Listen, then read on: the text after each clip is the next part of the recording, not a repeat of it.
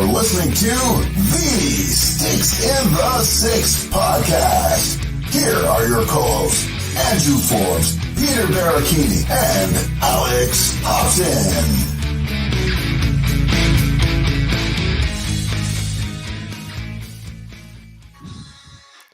Uh-oh. You didn't hear Andrew's voice first. You're hearing my voice. That means something's wrong here. Uh-oh. What's happening? This is weird. I know. This feels really weird though. Yeah. I know. This feels, I don't know, Peter. I'm kind of tripping out here a little bit. I mean it is Halloween, right? We deserve the suspense and everything like that, but this is how we're spooking the Sticks in the Six faithful. We're doing an episode without Andrew Forbes. Andrew Forbes is unfortunately not able to be with us for this episode tonight, but we've got you covered. I'm your co-host, Alex Hobson, here with my co-host, Peter Barricini. And I know that Andrew normally starts these offs by going for a bit of a non-hockey related question. So, Peter, how you doing? How's the week been? Yeah, like you said, it does feel a little bit off, but you know what? The show must continue, I've been doing good so far, literally a quiet week. I will say this though. So obviously both me and you, we share the same musical genre or whatever. And I kind of feel weird saying this, but I'm going to my first concert post-COVID in God knows how long. And I am super excited. I managed to get a hold of Blink-182 tickets. No way. Yeah, so Alexisonfire and Pierce the Veil. I'm also looking forward to seeing those. Alexisonfire returning. But I was listening to the new album today, and wow, it's everything I expected from Blink. I mean, literally from like the immaturity to the actual like songwriting and tone. It's like a blast from the past from all of their albums. But I am absolutely excited to go to that show.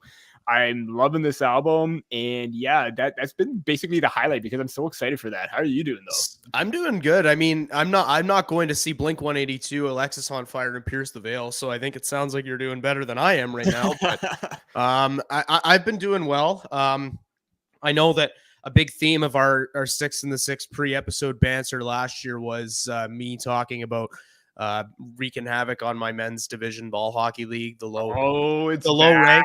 Peter, I got to tell you right now, we got moved to the lowest division, which is exactly what we needed to boost our confidence and get us going again, because we are wreaking havoc on this league.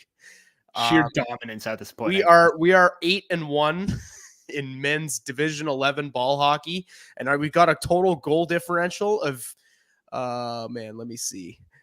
Our goal differential is plus 45 currently. Ooh, I'm assuming you're leading the team in scoring though, right? Peter, I took and I would never brag about something like this, but I had to take a screenshot because it's likely the only time in my entire life I'm ever going to see this. I am leading the league in scoring. Let's go. That's how you do it. I'm putting up NH, and this, trust me, this absolutely has to do with the fact that I am super skilled, unbelievable ball hockey player, and certainly nothing to do with the fact that I've just been stat padding against teams that have depleted benches. But I'm putting up some NHL 23 be a pro numbers here, and when you're playing on rookie and you're making your NHL debut, I've got 26 points in 6 games so far. Yo, that's how you do it though. I remember when we did beer league one time with my buddies, and we were just so good. We were dominating that level, and we had to get bumped up, and it was only a matter of time where we just like, man, should we just continue just being trash, or just endure it, because we were too good for that. So I could easily relate on that. Let me tell you, Peter, our first couple games of the season, the way that works in our league is first couple games of the season basically decides who's going to get relegated and who is going to get bumped up a division. So the divisions are kind of preset before the season starts. Yeah. But we started the season with an 8-0 win, 8-0 win. And then our next game was a 2-0 win. And then I want to say it was, our third game was a 12-0 win. So no goals allowed in the first 3 games. And we're starting to think, okay, I think we're going to get bumped up into the second lowest division instead of the lowest division. But then our fourth game, this actually may have helped us. We suffered our only loss because we only had 6 guys able to make it out that night, and the team we were playing had 14. So we lost. Oh yeah, you guys must have been gassed. We lost 6-5 in overtime, and I think that game kept us in the lowest division. So Peter, this is a big moment for French and Fried. We are currently pursuing our first ever championship as a team since our oh man, what's the name? Inaugural season. Yeah, our inaugural season. There's our formation, I guess, since our formation, I guess that's the right word. Since our formation in fall 2021, we've played, I think, 5 or 6 seasons since then. I think this is our 6th, and we have yet to win a championship. So this is a big year for us. Wish us luck, man. This is the year. Wishing you the best of luck, man, because that sounds like you guys are in it to win it. You know what? And we've been in it to win it for a long time. We've made it to the finals a couple times, but unfortunately, it never prevailed in the way that we wanted it to. So we're hoping that this year might finally be the year. So I guess over the hump like the Leafs. Yes, exactly. I guess with that being said, this is not the French and Fried podcast. It's the Sticks and the Six podcast. So we should probably talk some Leafs. How does that sound? Yeah, absolutely. All right. 6 games into the season. The Leafs are 4-2 right now. We've already had, you know how it goes in Leafland. There's never any shortage of storylines and things to talk about. Even if there aren't really any storylines, we can always make something up and make something to talk about. Naturally, yeah. So 4-2 into the season, Peter, I guess the first thing I'll ask you is, October is always a very, very sloppy month for the Leafs. I actually can't remember them ever having an October that didn't feature just some absolutely painful games to watch. So I guess my question right now, 4-2 through the first 6 games is better than we're used to seeing from the Leafs in the month of October. So in comparison to last year and the year before, notably, which both had really bad Octobers, what do you make of the Leafs 6 games into the season? Yeah, again, you don't want to jump to conclusions or say everything is going great unless you're the Vegas Golden Knights, Boston Bruins, or even Colorado Avalanche, who are all undefeated at this point. But yeah, I mean, it's still October. It's still early. You don't want to overreact, but there's still some things that are glaring with the Maple Leafs, particularly defensively. Obviously, you would like to see a little bit more consistency, a little bit more awareness, a little bit more smarts. I know Sheldon Keefe has alluded to that, especially in the first 2 games where, they gave up, 5 against Montreal, another 4 against Minnesota. And then, it seems like all their mistakes caught up to them against the Chicago Blackhawks. They looked okay against the Panthers. And then again, major drop off with Tampa Bay, but they still managed to get the win. So a mixed bag of everything. You're seeing highs, you're seeing the offense playing well, you're seeing the lows. The defense and goaltending, even at this point, are kind of you don't want to hit the panic button just yet, but there is some cause for concern if they can't turn it around. Again, it's still early, but you know what? I will say this, record wise, I think this is probably the best October. If I can't recall, I may have to go and double check to see. You're not far off. Yeah. This is a better one than last year. That is for sure. Because I know last year was a really, really rough start.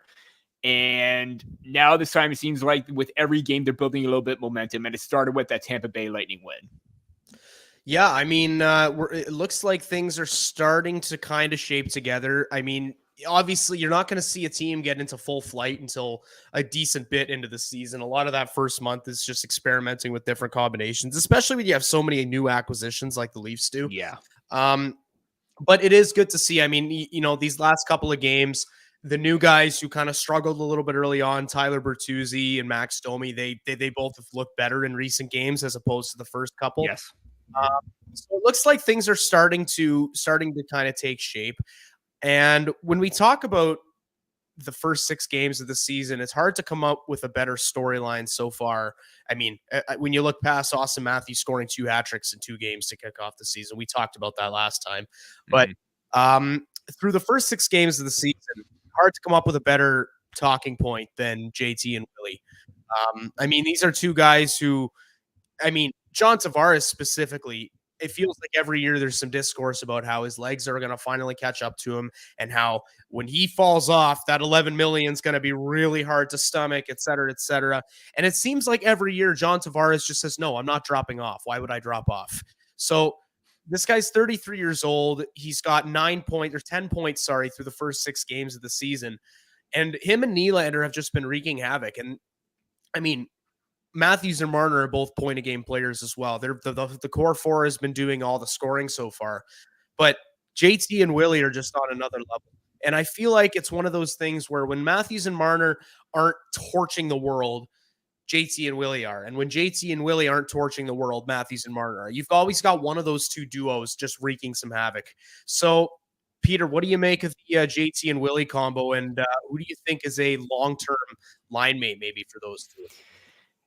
Yeah, I mean, when JT got his third, the deflection against Washington, I'm like, man, the JT makes too much money to do nothing crowd is very, very silent right now, where he's just, under a point or not just under a point, but like under like 2 points per game, 10-6 or 10-7, that's 10-6. That is absolutely impressive right now. And yeah, obviously, you would like that contract to come off, and he's still producing at that level. And like you said, he's 33, and it seems like there's still more to his game where he like uses that as, I guess he kind of uses that as motivation. But it seems like even last year he got off to a good start and he was still very effective, and he was just at a point per game last year. So, like you said too, it seems like when one is going, the other pair isn't. JT and Willie are going right now. They're just unstoppable. But imagine when both of them are clicking at the same pace and at the same rate. That's just absolutely lethal and dynamite. But you know what? We've seen the chemistry that both of them have had so far. Nylander's just on a mission to get paid. I mean, that I think we could just both agree right then and there.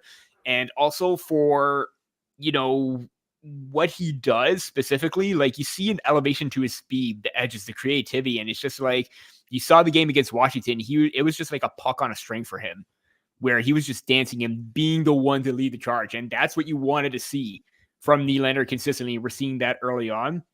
As for the top 6 or their initial top winger, I thought Tyler Bertuzzi did look good. Again, I think he's battling something right now, but there's still hope that he could try and turn things around. He looked a bit more comfortable yesterday. He seemed to be a bit more energetic. But I still think you got to go to Matthew Knies at some point. You brought him in to be an impact player. He looked great, and he's starting to show some chemistry with Domi and David Kampf. But at the same time, there's going to be a point where he needs to be elevated into the lineup. And we saw what he did in the playoffs with JT. They feed off each other. And not only that, he's living with the Tavares family as well. So he's gaining a lot of experience both on and off the ice too. I think it just seems like a perfect fit at this point. Yeah, I mean, I wrote an article the other day about how Matthew Knies needs to stop being looked at as, this prospect, like the way that he was last year, a prospect who's joining the team, who could make an impact here and there. No, they got to start looking at Knies like a guy who can contribute every single night. Yeah. Because that's what he is. If you put him in the right position to contribute, he is going to contribute. Mm-hmm. And I think the biggest driver behind that take is not the fact that he's, he puts up points or, anything to do with like that. It's just when you watch him play against NHL players, he looks like he belongs. Like he uses his body. He's 20 years old. That's what we need to remember. This guy's 20. He's fucking 4 years younger than me. Like that's insanity. Like seriously, man. Anyways, I'm sorry. I just kind of had a moment where I was like, damn, this dude is really. It's that moment to make you feel better. He is 21. Okay, so 3 years. That doesn't make me feel any better for the record. Yeah, 21 years old, but you forget that he's only 21 because he looks like a 30-year-old grown man out there the way that he plays. I mean, he's 6'3", he's 220 pounds. He goes into the corners. He can throw a big hit, even if he's not, if he's not like a Noah Gregor or Ryan Reaves hitting everything that moves when they go out there. Like he's a guy who can throw the body. And he just physically and mentally, he looks like he belongs. And the points will eventually come.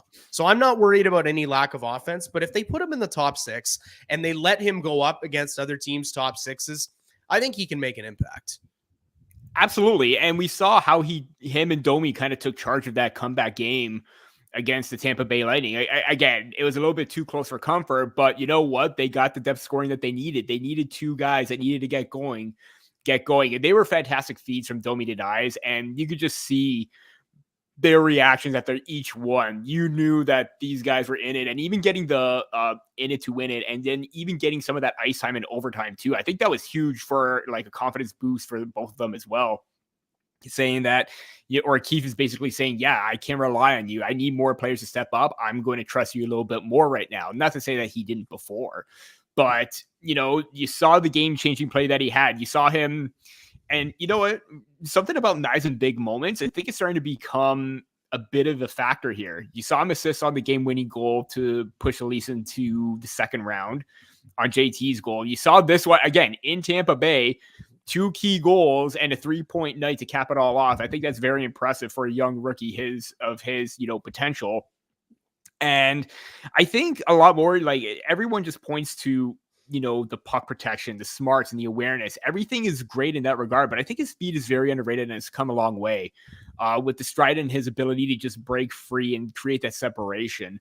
Obviously, I think that would be a little bit more beneficial in the top 6 with someone speedy like Nylander, and with Tavares not being as quick, he serves as a good option as a trailer to, make a drop pass, another passing option right there. And especially with his ability and hands in tight, I think both of those players all 3 of them actually can do some damage in the high danger area. And I think that's going to be very, very key considering, obviously the Maple Leafs have the new NHL Edge shot tracking, shot speed, everything like that. But I think the Maple Leafs are one of the best high danger teams in the league at this point right now. So you got to take that into consideration, and maybe Nyes could do a little bit more damage in that regard. Well, you also have to take into consideration the fact that Keefe went out of his way to say to the media the other day, we need to give Matthew Nyes more minutes. When he was explaining his decision to switch Domi and Nyes, I think that was after the Chicago game. I want to say it was a couple days ago, but like Keefe is not the kind of guy to just go and puff up and pump up his rookies to the media just to make them feel good. Like if his rookie has a bad game, he's not going to be shy about it. But that's 2 instances in the past. The first time he ever did something like that was when he told the media that he couldn't find a mistake in Pontus Holmberg's game around last November when he was called up. And then he does it again here with Nyes. He's being completely honest saying, listen, we got to give him more minutes. So when you consider that your head coach is saying that about a 21-year-old rookie, it should be a bit of an indicator that this guy's not just a prospect who can make it, who could score an extra goal every now and then. This is a guy who can make an impact every time he's out on the ice. And I think we saw that in the Tampa Bay game. I mean, Nyes and Domi, before that game, nobody had put those two together as the 2 guys to be difference makers and to put the team on their back. But they in a matter of 3 minutes, those 2 connected twice, and they single-handedly brought the Leafs back into that game. So I think that Nyes does have to be looked at as more than what he is right now. I think that he's a guy that I do like that they're using him on the penalty kill. I think that's pretty decent. And I think that's why it's a little easier for me to stomach that he's not on PP2. Because, at this stage of his career, if we're going to pick between him getting 30 extra seconds of power play time on the second unit or him getting decently regular minutes on the penalty kill and developing those defensive skills early, I'd be happy to take him on the PK over the power play. So overall, it looks like he's got potential to be a guy that contributes in so many different areas for the Leafs. And if they make some noise this year, he's going to be a big part of it. Yeah, and I agree to the extent with the PK. You want to try and ease him in a little bit, but I think with his offense, I think maybe the power play probably could have been a bit better, but I understand where, Keefe is coming from too. You want to get like a lot of people in early on to see what they're capable of. And, this guy Nyes is a 2-way player. Like he can play on both sides of the puck. And also I think with time, it won't be long before we see him on the power play. I think you got to give him that shot at some point, if and when he feels that he's ready. Because in an instance where, maybe, Matthews and Marner are completely gassed after a big shift and they get a power play, and who are you going to put on? You're obviously looking to the second unit.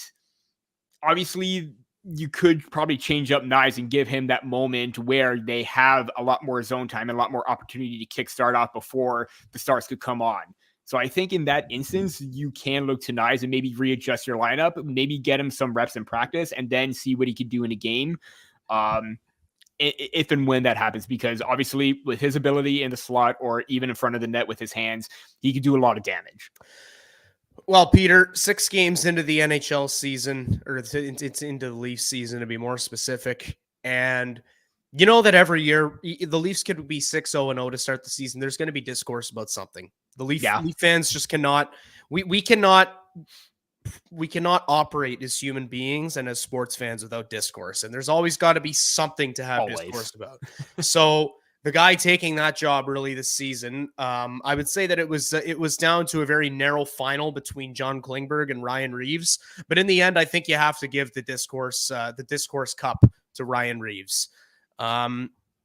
It's I have a really tough time with this because when Ryan Reaves, for a little note, if anyone isn't on social media or even on Twitter, you'll see the discourse between Ryan Reaves between the analytics side and the intangible side kind of thing. That's just a little background note. So Ryan Reaves has kind of helped me learn something about myself as a hockey fan, and it's that I don't identify with either extreme side on the spectrum of fandom. And when I say the spectrum of fandom, I mean one side of the spectrum is all of your older demographic that bows down to Don Cherry and says, screw analytics, it's all about the eye test.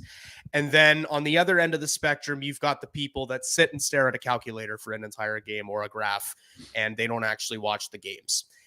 I spent the longest time during Kyle Dubas's tenure, and not just in his tenure, like before he was officially brought in as GM, and then after he took over as GM, I spent so much time battling the first end of that spectrum. All the older fans that were like, analytics, screw analytics, we don't need this, it's not important. And, it was a big, we remember who needs numbers. We remember the big war on analytics back in 2013. Oh yeah, Steve Simmons saying he doesn't play, he doesn't want to watch players play in the Corsi hockey. We all remember that era. So I spent the longest time battling against those fans that act like analytics don't mean anything. But the way that the people on the other end of the spectrum have been handling the Ryan Reaves signing has made me sway to the other side a little bit. Yeah. And it's like, every single game, there is a tweet out there about how Ryan Reaves' expected goals percentage dipped low and wasn't good. Mm-hmm. And it's just like, I don't understand why we have to go out of our way to talk about this every single game, right? Ryan Reaves signing, sure, you can absolutely make an argument that $1.3 million a season for 3 years might not be the best value for a 36-year-old enforcer. I get that. But I just don't understand, why there's always got to be a guy that fans band together and just debate every single day, when the answer might be as simple as, hey, this guy is brought in almost exclusively because of the way that he brings a team together. That's what Bill Guerin said when the Wild traded for him. He said that on Overdrive. Mm-hmm. I know you shouldn't be spending $1.3 million on vibes, but at the same time, it's hilarious that even when the team wins, we're talking about a fourth liner who doesn't have a good expected goals rating. Because again, if he's there to improve the morale of the team and guys like Austin Matthews are crediting him with turning games around and bringing momentum, who cares about his expected goals? He's a fourth line player. Yeah. And where do you stand on this, Peter? Yeah. Again, from what I understand, if anyone doesn't know, expected goals is basically the goals or the amount of goals that you should get based on the quality of shots that you get per game or during the game. That's how I understand it. If I'm wrong, so be it. I'm so I don't use it all the time, but if there's an instance, I do use it a bit. And yeah, when you look at it from a basis or line or numbers and line basis, yeah, the fourth line doesn't produce 32.3. If you're looking at that as a line, Reaves himself is had it right here at 36.28 at 5-on-5. And on the surface, yeah, it doesn't look good. But like you said, this is a player that brings the morale. He hypes the team up. He gets them motivated. He gives them a sense of reassurance that, you know what? We're going to change the dynamic of this team. We're going to be a little bit more loud. We want to be a little bit more energetic. And he does that on a consistent basis. And everyone is so quick to point at the analytics side of it. I think there have been moments where you watch the game, and there have been moments where Reaves has played relatively well. I think there was, one instance early on. I think I can't remember if it was Tampa Bay or Florida. He broke up a play and it led to a good chance. Obviously, he doesn't have the best hands or finishing ability, but it did create something. He has that awareness to quickly turn the tide and transition the other way. Then there was that game against Florida where the first goal, John Klingberg, blindly passed it away, but also everyone is caught out of position. And you see Ryan Reaves pointing to David Camp that that's where you need to be. That's where you need to go. He at least has a sense of how the game should be played and where everyone should be. And that alone is huge, especially for a fourth liner who has that mentality or that reputation of just being that enforcer, the guy that lays the big hit every single time.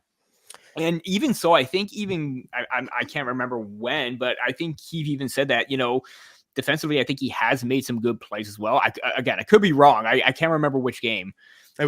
Keefe said that after the second game. I think it was against second game. Yeah. And even against his former team, the Minnesota Wild too. And even during the preseason, him and Jackeye or Arbor Jackeye were like getting into like not a scrum or whatever, but they engaged physically. He beat him out, went to the net and got a good scoring chance or scoring opportunity.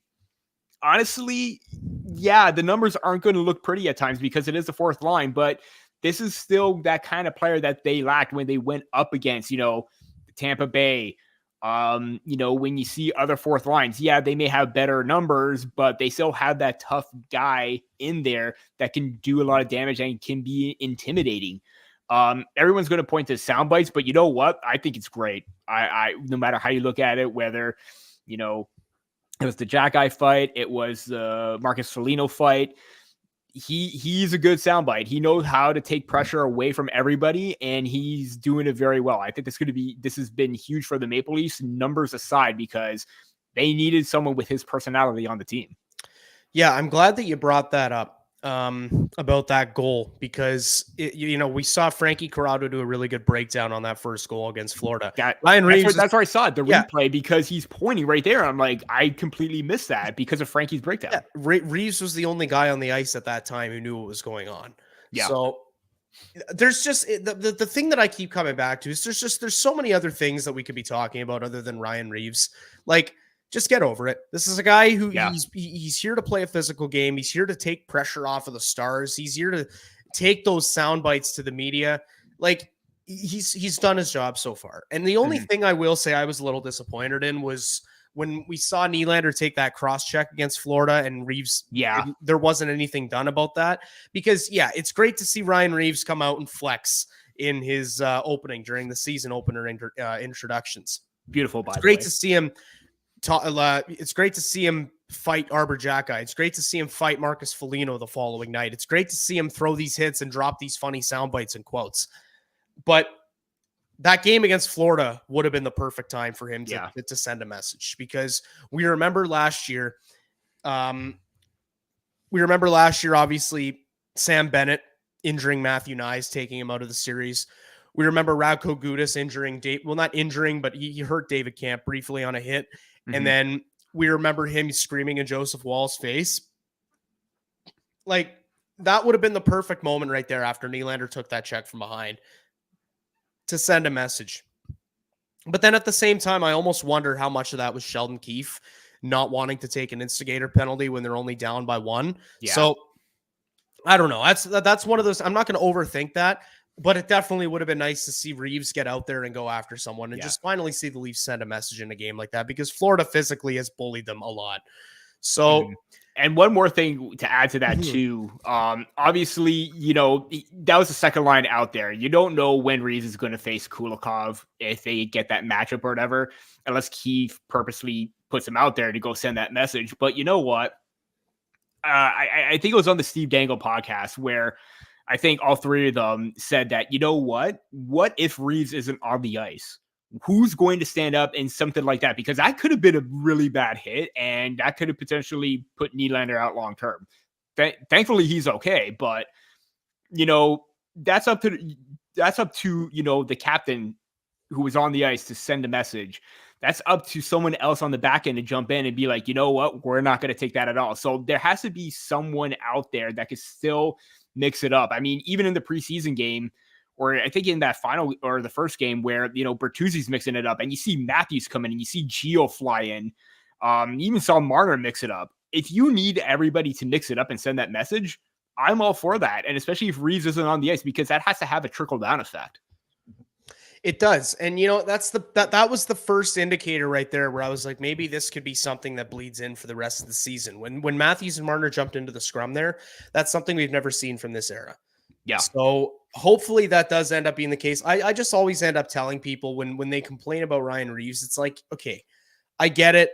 This guy is probably making a little too much money right now, but it's one of those things where you as a fan watching hockey on TV can't understand the impact that he has unless you're in the dressing room. And I'm not going to pretend like I understand that impact either. It's one of those things that it matters most to the players. If it matters for the players, then it should matter for everybody else.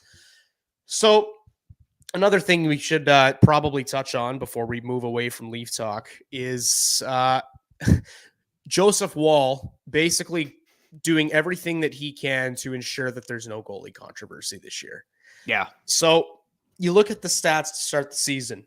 Not really a secret who's been the better goalie. Ilya Samsonov, record of 2-1-0, but he's carrying that 434 goals against average, 831 save percentage. We saw him get pulled against the Lightning after allowing 3 goals on 4 shots for the 250 save percentage.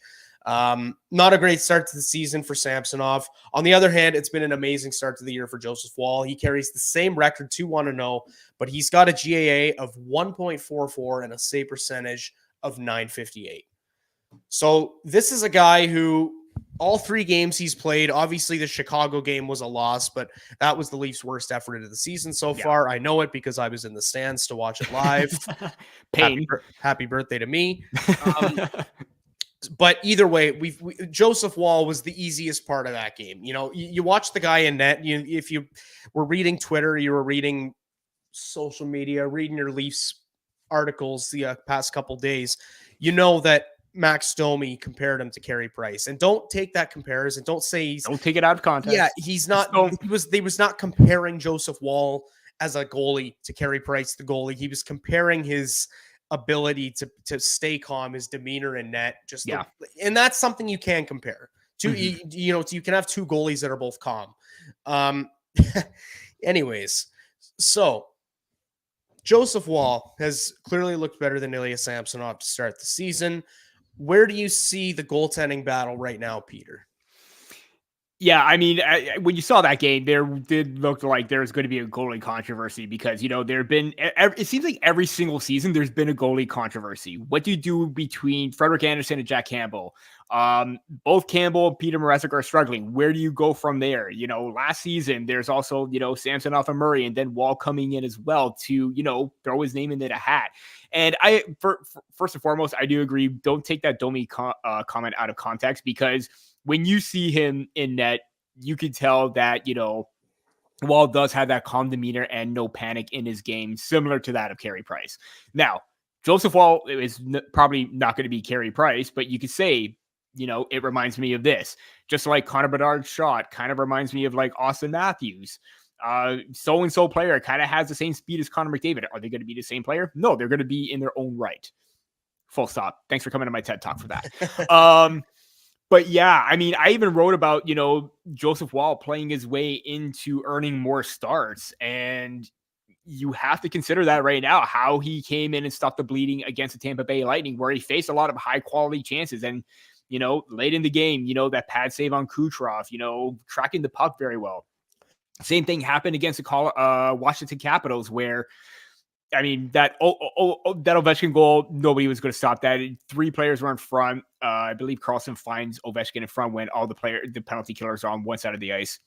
Woll's not stopping that. Like, let's be realistic. But he was dialed in and saw every single shot, even when Ovi was peppering him in the beginning on that breakaway where he went to the same move back to back. So he stayed with him. Good on that. He just seems more calm. And I can say this about Samsonov. He went back to the Samsonov that we saw with the Washington Capitals. Being over-aggressive, not being in at the right spots, not being square with the shooter, overshooting with his lateral movements. He needs to take a step back and calm down, because there were instances last year where that play started to creep back in. he was able to, get, mentally focused and was able to bounce back. That still can happen, but it's not going to serve him well when Joseph Woll is, pitching these kind of numbers, over 920 save percentage. The goals against average are low. There's a guy in net that you can rely on where you're not going to give up three goals on 4 shots. And even Keith said that's unacceptable at this point, especially when he signed that contract. You're basically on another prove it year with this team. And we're not seeing that early on. Again, he can turn it around, but the way that Joseph Woll has played, obviously this is going to be out when the Maple Leafs play the Dallas Stars. Future me, I think Joseph Woll should get the start against Dallas and then Samsonov against a lesser competition against Nashville. I'm not quite sold on putting Samsonov in just yet. I think he still needs to work his way in practice and earn that trust back from Keith that he could rely and be the backstop in net. But also, it'll be a good test for Woll because you already faced a tough team in Tampa Bay. Now try and do it and replicate it against the Dallas Stars, because they're just as tough as a team offensively as the Lightning. And also, just for me, from like a prospect perspective, both him and Jake Ottinger were on the same national development team program in their draft year. Both were the backstops. Both got drafted in the same year, I believe. And it will be a good story to see both former teammates go head to head in the NHL when they're both making, timely starts. So so obviously one performance wise, but also that feel good story, because why not? Just for the purpose of being the actually guy. Okay. Joseph Woll was drafted the year before Jake Ottinger, but still, either way. Okay, but they were still former. Okay, my mistake. Former teammates. No, so much for being, the draft insider. Or whatever. I had to be the actually guy. All good, man. All good. But you know what? I agree. I think that Joseph Woll has clearly played better, and I think that the Leafs do need to be operating on a ride the hot hand basis. But that being said, I also think that the Leafs fans need to kind of take a chill pill on some of the Ilya Samsonov takes that I've been seeing. He's had a really bad start to the year. And I know that Leaf fans are on edge because we've seen Campbell go through awful stretches like this. We've seen Mrazek's entire season. We've seen Frederik Andersen go through bad stretches. We saw Matt Murray go through bad stretches last year. I know that we hate it when the goalie can't make a save, but Ilya Samsonov has done a lot more good in Toronto than he's done bad.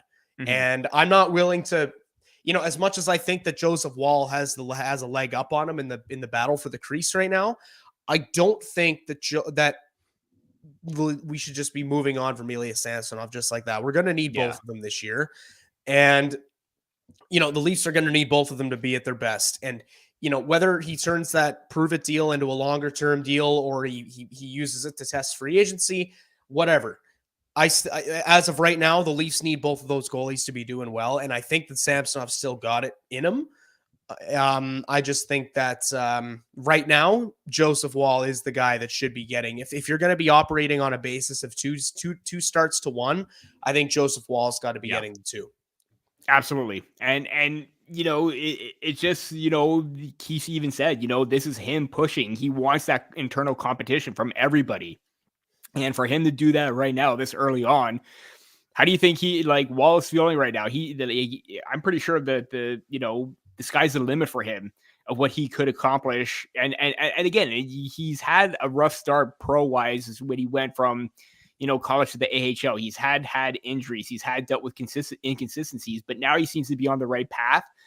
And the fact that he's mentally tough right now, he's dialed in, that says it all. And again, like you said, it's too early to write Samsonov off because of what he did last season. If he's able to get back to where he was last season, then you have no goalie controversy. But at the moment, it seems like one is taking advantage of the other situation right now. And I think that's what Woll needs to do. And he's just got to play his game.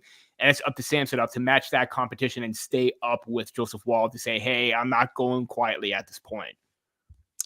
Well, Peter, we talked about Ilya Samsonov and how he signed that 1-year prove-it deal. So, in other words, he was betting on himself. And while Ilya Samsonov bets on himself, you can bet using DraftKings. How about that segue? That was perfect. I'm trying to come up with a good segue. I know Andrew always does those good segues. I'm doing my best to fill his shoes over here, okay? So, anyways, the NFL season is going strong, and DraftKings Sportsbook is hooking new customers up with an offer that's even stronger. You can bet $5 on any game this week to score $200 instantly in bonus bets. And DraftKings is not stopping there. All customers can take advantage of a sweetener offer every game day this October. You can discuss upcoming game by mentioning available line of the DraftKings Sportsbook. Wow. I just read a point that I should not have been reading. Peter, we're going to have to edit this part out, okay? Okay. I think we could tell Andrew. We'll tell Andrew to edit this out. I'm going to keep my segue in there, though, because that was a great segue. Yeah. The NFL season is going strong, and DraftKings Sportsbook is hooking new customers up with an offer that's even stronger. Bet $5 on any game this week to score $200 instantly in bonus bets. And DraftKings isn't stopping there. All customers can take advantage of a sweetener offer every game day this October. Get in on the game day greatness. Download the DraftKings Sportsbook app now and use the code THPN. That is THPN for the Hockey Podcast Network, our partners here. New customers can score $200 instantly in bonus bets when you bet $5 on the NHL. That is code THPN only on DraftKings Sportsbook, an official sports betting partner of the NFL. The crown is yours. If you have a gambling problem, you can call 1-800-GAMBLER or visit www.1800gambler.net. In New York, call 877-HOPE-NY or text HOPE-NY, which is 467-369. In Connecticut, help is available for problems with gambling. Call 888-789-7777 or visit ccpg.org. Please play responsibly. On behalf of Boot Hill Casino and Resort, licensing partner Golden Nugget Lake Charles, 21 plus, age varies by jurisdiction, void in Ontario. Bonus bets expire 168 hours after issuance. See sportsbook.draftkings.com/football terms for eligibility and deposit restrictions, terms, and responsible gaming resources.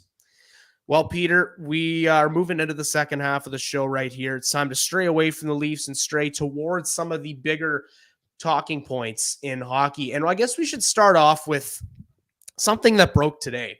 And I know that you being a big draft guy, you'll have a lot to say on this topic. The NHL's owners the majority of the NHL's owners, I should say, have moved forward with the motion to vote in favor of a decentralized draft. So before you get into your take on it, Peter, for maybe anyone listening right now that's not dialed into the draft and doesn't know what that means, what is a decentralized draft? And then once you kind of give us the cliff notes on it, what do you think of it?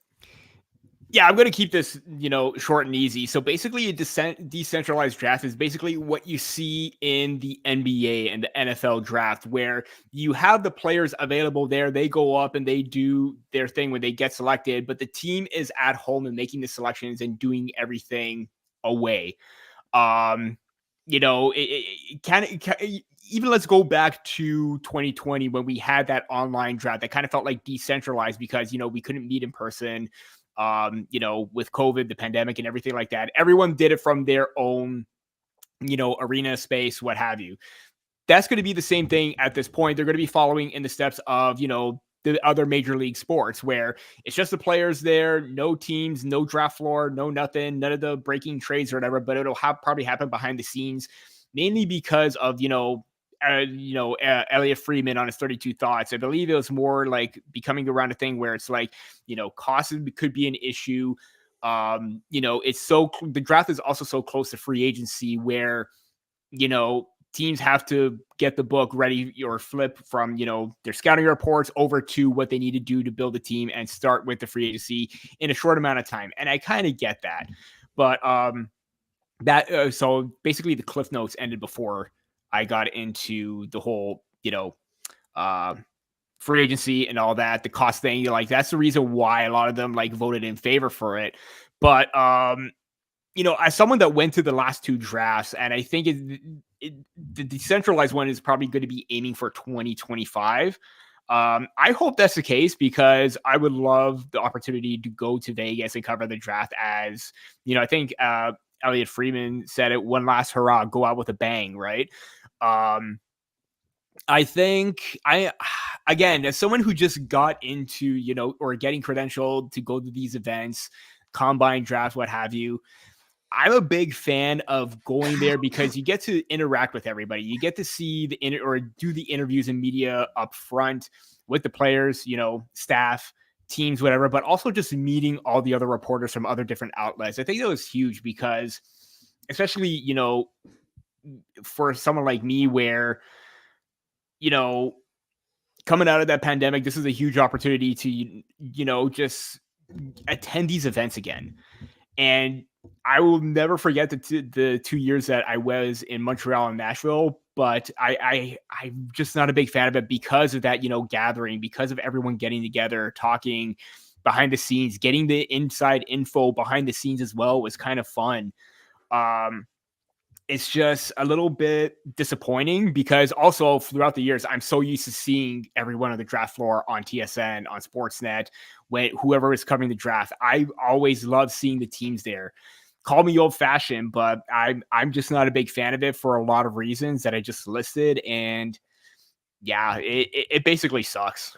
Yeah, you know what? You have a unique perspective because you've actually been able to attend some of these drafts. So I understand that fully. And you know what? I'm somebody who I would love to attend a draft someday as well. Yeah. That's something that I've been gunning towards potentially doing at some point. And obviously the decentralized draft would ensure that is not a possibility. So I tend to side with you on that. I feel like the general fan who just watches the draft from home and doesn't really have any intel or any reason to want to go, I feel like they're probably going to complain about this to start, but then they'll forget about it real quickly. But for people who actually go to the draft and actually are involved with these things, it is unfortunate because, all of a sudden you're taking away the teams from being there. There's not going to be any scouts there. There's not going to be any media there. You've basically got the NHL and you've got the prospects. Just the main network that's going to be holding it. Exactly. So I do think that is unfortunate. And there's also another thing that I saw today that honestly might have some implications here. This comes from Account for Hockey. He says, the biggest reason I didn't want the NHL draft to be decentralized is that I think there will be fewer edges to be found in the NHL draft betting markets if NHL media can't meet scouts in person. And normally this is something that I would look past, but I won $60 on Leo Carlsson going second overall to the Ducks this year. And the only reason that I did that was because Ryan Kennedy tweeted something about 20 minutes before the draft saying, I'm hearing increasing rumblings that Leo Carlsson is going to go second overall to Anaheim and not Adam Fantilli. And so I said, you know what, screw it. And I threw $20 down on it and I won 60. So that's huge too. Like the inside info, like, because as soon as that happened, everyone started circulating that, Ducks to Carlson seemed like a really big thing because earlier in the day, nobody had that inclination until, people started picking each other's brains. What could possibly happen? That is going to be huge where, you're not going to have those insiders the insiders will still do their job because they have all the connections, but it's like seeing that on the floor is very interesting and just exciting in itself. And that's, that's one part that is going to suffer one way or another is the vibes and having everybody there. You should just put Ryan Reaves at the draft. That would bring the vibes up. That'll be fun by 1,000%. Oh yeah. Have him announce all the picks. Can you imagine? Beautiful. One last thing to get to here, Peter. And, when we talk about social causes on this show, a lot of the time it's in a negative light because a lot of the time we're talking about the NHL bending over backwards and finding different ways to just turn things into the worst possible situations. And, whenever we talk about whether it's pride or whether it's Black Lives Matter or whether it's a protest over anything, every single time the message behind it is the NHL is fucking up here. And let me tell you right now, this is the first time I think on this show that we've had a social cause to discuss, but we're actually talking about it in a positive light. So if you missed it, Travis Dermott essentially single-handedly reversed the NHL's ban on pride tape or specialty tape or supporting specialty causes in general.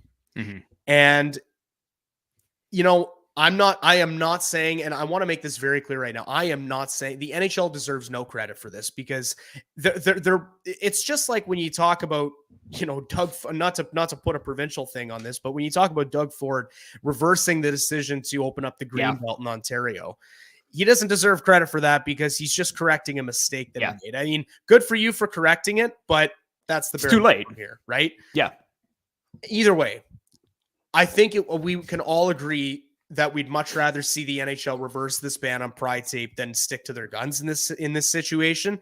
And just the fact that of all players to do it, it was Travis Dermott's.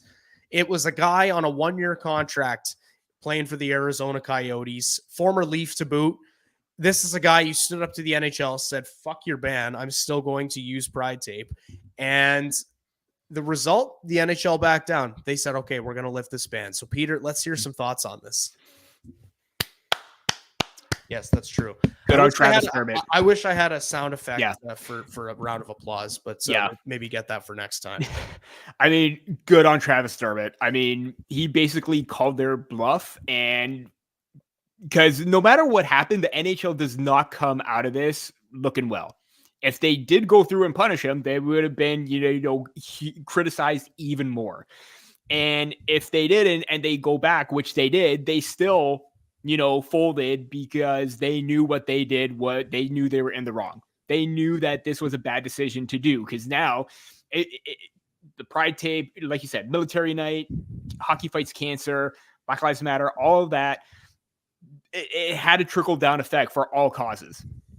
And, like you said, for someone on a 1-year contract to do this, and we know how involved Travis Dermott is involved with the LGBTQ two plus community, and how well or how important this is to him. And for him to basically just say, "Yeah, you know what?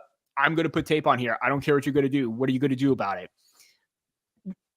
NHL was dead silent, and they reversed it. Great, but like you said, it doesn't matter, because you initially implemented it, and now you bringing that back just shows that you were wrong. And I'm not disappointed, but I wanted more players to do it, whether it was beforehand or after. I know Scott Laughton said, I think a lot of players were still going to do it when the time came, when it was, the Pride festivities or the weekend or the Pride game, when they would play, when they did have the jerseys, the sticks, logos, what have you.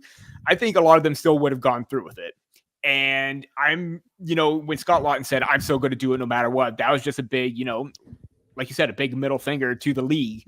Morgan Riley came out, saying that he's going to still support the community. Connor McDavid as well. I just wanted to see a little bit more, like more players doing it. But you know what? It was a big stepping stone and a big step to show that, we don't care what you think. We're still going to go through with it. What are you going to do about it? So that to me is huge.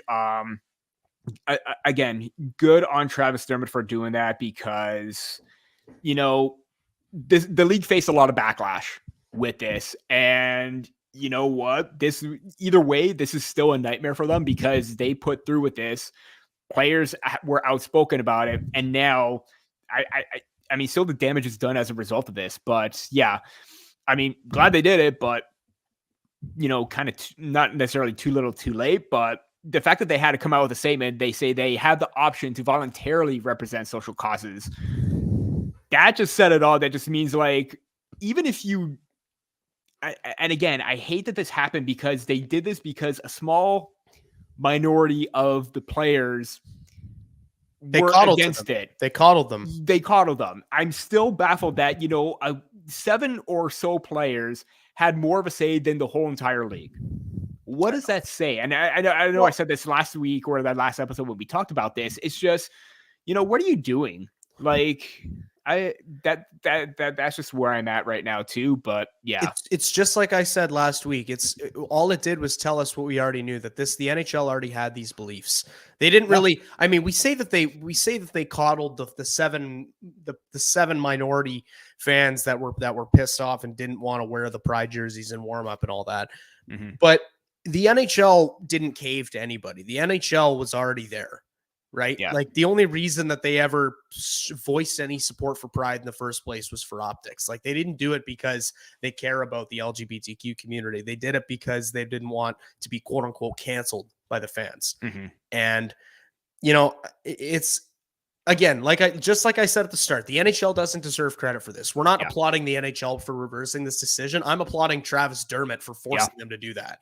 And, you know, I agree with you. It would be nice to see more players step up and do this and have there be more of a response. But for Travis Dermott, a guy that, you know, this is not a Connor McDavid, and I'm not bringing up his skill level because I'm the only reason I'm bringing up his skill level here is because this is a guy who, you know, could easily lose his job if a team decided they didn't like the message he was trying to spread. They could easily can him. But this is a guy who's not a Connor McDavid in the league. He's not a Nathan McKinnon. He's not an Austin Matthews. He's Travis Dermott. He steps up and he basically defies the NHL and says, no, I'm gonna keep going with this.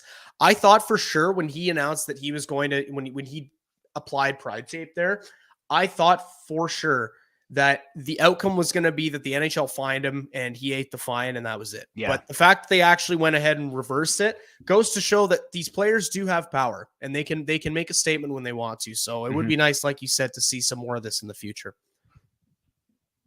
All right, Peter. Well, that's more or less wraps up everything that we have had to do today. We have made it through. We've successfully made it through an episode of 6 in the 6 without our leader, Andrew Forbes.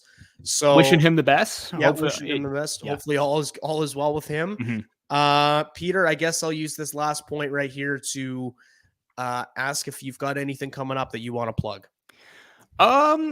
Something so because the NHL came out with the whole new edge thing, I'm really intrigued with this the stat tracking and everything like that. So I'm working on something in regards to some of the like known stats in there for the Leafs, and it's really interesting. I'm starting to get some info on that or doing preliminary research before the actual writing process, but it does look fun with all this new info coming out. It does look like a lot of fun, and I checked it out the other day for myself, and I knew it was going to be fun once I saw that John Tavares had the third highest top speed of any player on the Leafs, which is weird to see because we always hear about how washed he is and how much his legs aren't there anymore.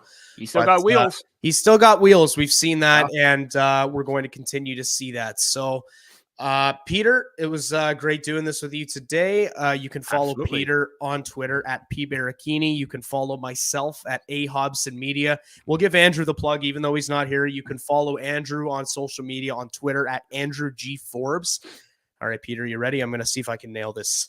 You can also follow the podcast on Twitter at 6 in the 6 pod. That is at STIXINTHE 6IXPOD. Look at that. There you go. Nailed it. I nailed it. Let's go. So you can follow us on our socials, and we will catch you next time for episode 139 of 6 in the 6. We'll talk to you later, Leafs Nation.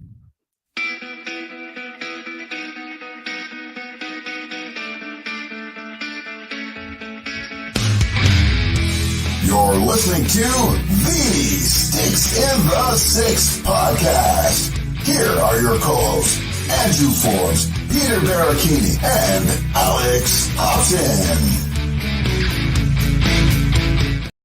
Oh, I definitely played our intro there instead of the outro.